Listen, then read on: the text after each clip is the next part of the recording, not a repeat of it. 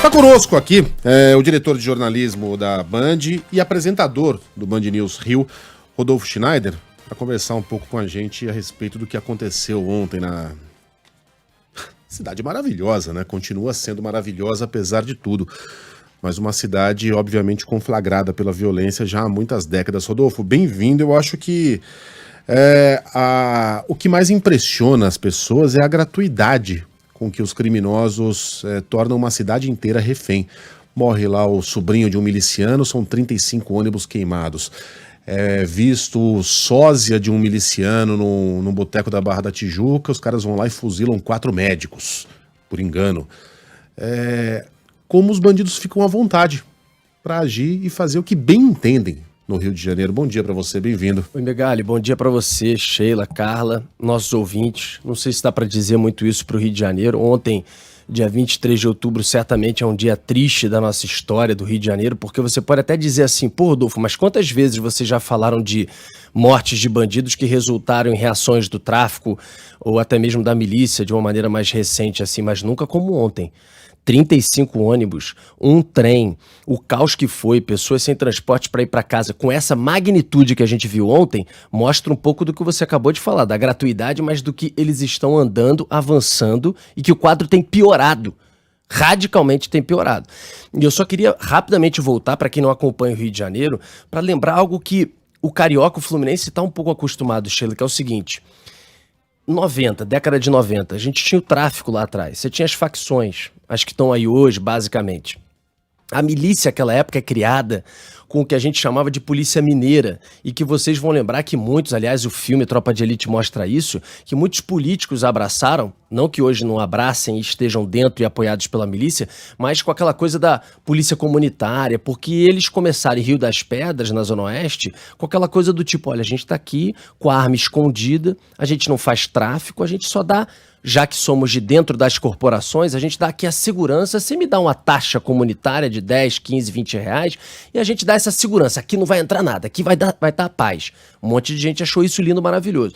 A milícia vem crescendo, a gente vem passando com o tempo, e quem fazia até, 5, 4 anos atrás esse tipo de coisa que a gente tá vendo, desde confundir, achar que tem um miliciano num quiosque na Barra e vou lá à noite, numa orla lotada, cheio de hotel, de gente, e vou metralhar alguém, essa ousadia, até ontem fazer algo histórico, porque nunca tínhamos visto 35 ônibus ao mesmo tempo e um trem sendo incendiados na volta para casa, a milícia até então não fazia, a milícia ficava na sua área.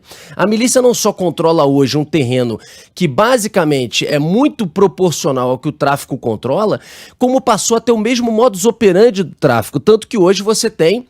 E esses caras dessa quadrilha, essa quadrilha que foi atacada ontem, desse tal de Faustão, que é sobrinho do Zinho, é a quadrilha que iniciou o que nós chamamos hoje da narcomilícia. Lá atrás você tinha Comando Vermelho, Terceiro Comando, ADA, Amigo dos Amigos, depois teve uma variante ali, tipo Terceiro Comando Puro, a gente não fica falando de variante de vírus, Terceiro Comando Puro, e aí você tinha a milícia.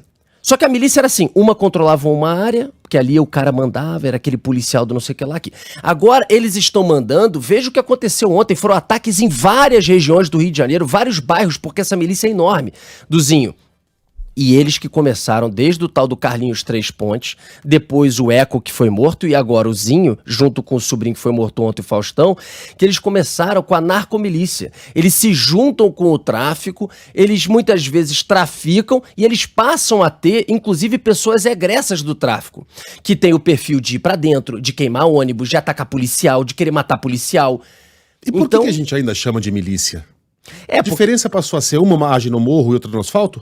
Porque na verdade, eu acho que a grande diferença hoje é que enquanto o tráfico, ele não tem, em sua maioria, o agente corrupto dentro, o policial dentro, ou o ex-policial dentro, ele paga pra isso. Ele tem o caderninho com o dinheiro pra ele pagar e ter a tranquilidade. A milícia tem dentro. A milícia, ela tem dentro porque ela é mais articulada nesse sentido. E ela tem dentro, muitas vezes, o político. O político tá lá, ou numa Câmara da região, ou na Assembleia Legislativa, ou onde for, e tem também o policial, seja da Civil, seja da Militar, seja da Secretaria de Administração Penitenciária, seja do Corpo de Bombeiros, seja ex de alguma dessas, expulso. Então, Hoje eles se aproximam na forma de atuar, ainda tem diferença, brigam por áreas, como em Jacarepaguá, brigam por áreas, com guerra que a gente tem visto lá naquela região que tem quase 1 milhão de pessoas morando, mas a situação é muito triste, é muito difícil, e eu diria que a gente tem perdido essa guerra dia após dia, a gente tem visto isso avançar, o cenário piorar, e eu queria lembrar, a Carla agora há pouco na programação estava falando corretamente, do Rio de Janeiro, do quanto que precisa do turismo, do quanto que precisa, né, a gente fala o tempo inteiro de Tom Jobim, aeroporto Tom Jobim, voltar a ser um hub para receber voos, etc. O Rio depende disso. E daqui a 9 dias, tem algo como 100 a 150 mil argentinos chegando no Rio de Janeiro para a final, que vai ser no Maracanã, o templo do futebol no Rio de Janeiro, da Libertadores, entre Boca e Fluminense. Os caras vão pra lá. Esse é o turismo. É quem vai pra lá, mesmo com a dificuldade do argentino, mas vai voltar pra casa pra falar bem, falar mal. Tá preocupado agora porque sabe-se lá o que vai acontecer no Rio de Janeiro. Então é maluco. E a gente não tem o controle disso. Agora há pouquinho, o governador Cláudio Castro voltou a descartar a possibilidade de intervenção federal no Rio de Janeiro. E mais cedo a gente estava falando sobre os homens da Força Nacional, 150 aproximadamente, mas atuando em estradas, né? O quanto o presidente Lula se manifestou agora há pouco também falando sobre a importância de atuação federal no Rio de Janeiro. Dá resultado, Rodolfo? Quer dizer, você acabou de fazer um passeio histórico rapidamente sobre como o crime organizado e em especial quando houve essa fusão e virou a narcomilícia, foi ganhando uma outra dimensão, foi ganhando uma outra cara, inclusive.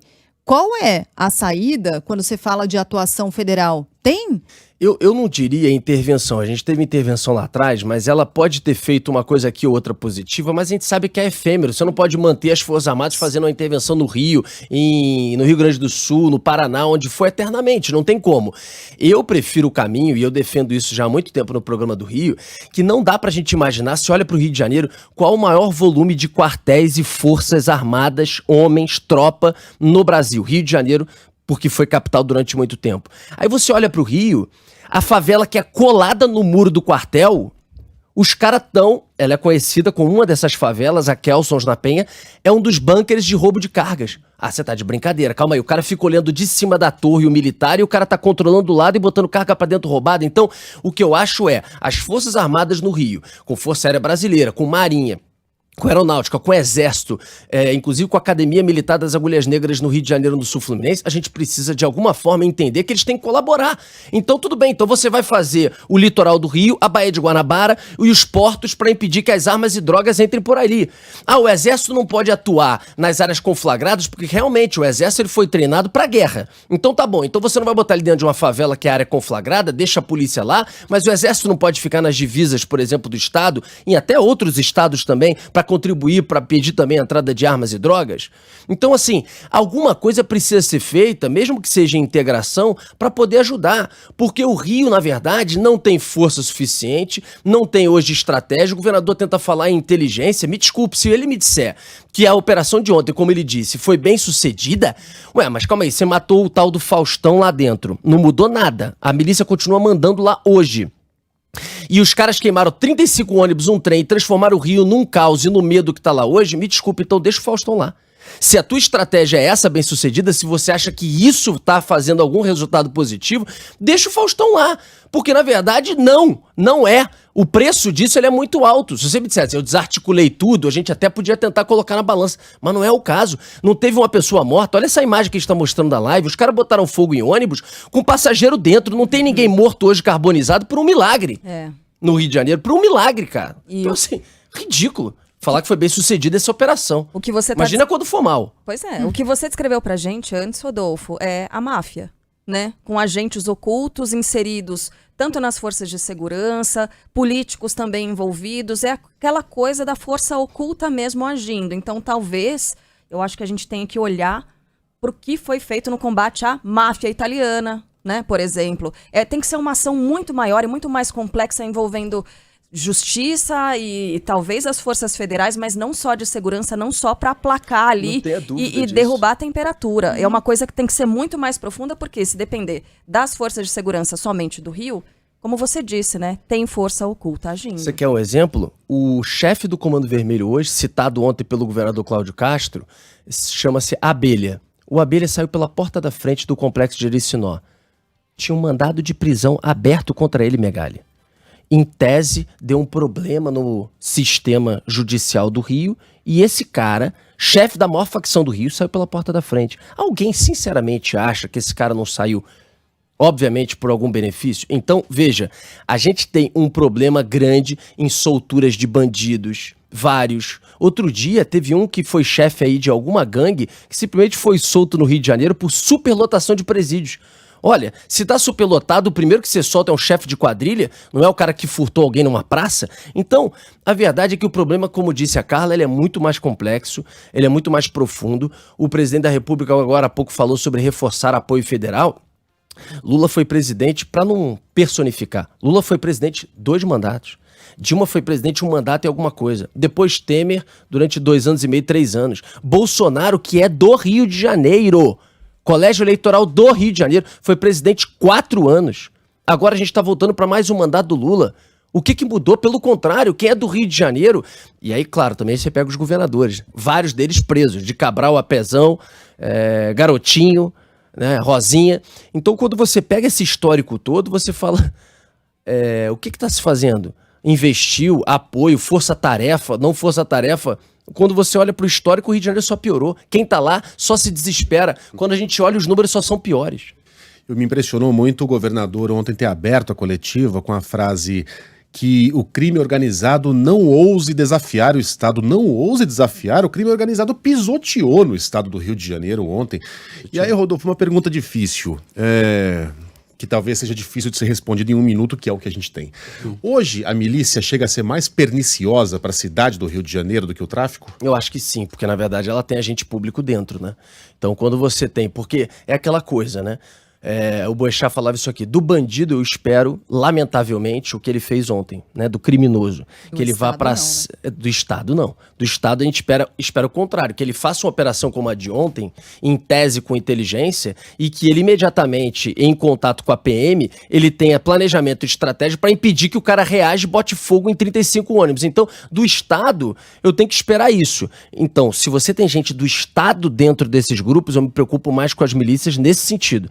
Dos bandidos, dos traficantes, eles acabam financiando, dando dinheiro, pagando, né, para de alguma forma com a corrupção segurarem a polícia e terem do lado parte dessa corporação, lamentavelmente. Rodolfo Schneider, junto a Vinícius Dono, Agatha Meirelles, toda a equipe brilhante do Rio de Janeiro, está todos os dias no Band News Rio, agora, às 9h25, até às 11 horas da manhã. Rodolfo, bom trabalho. Hoje vai ser intenso. Valeu, Sheila, Carla, ouvinte, beijo.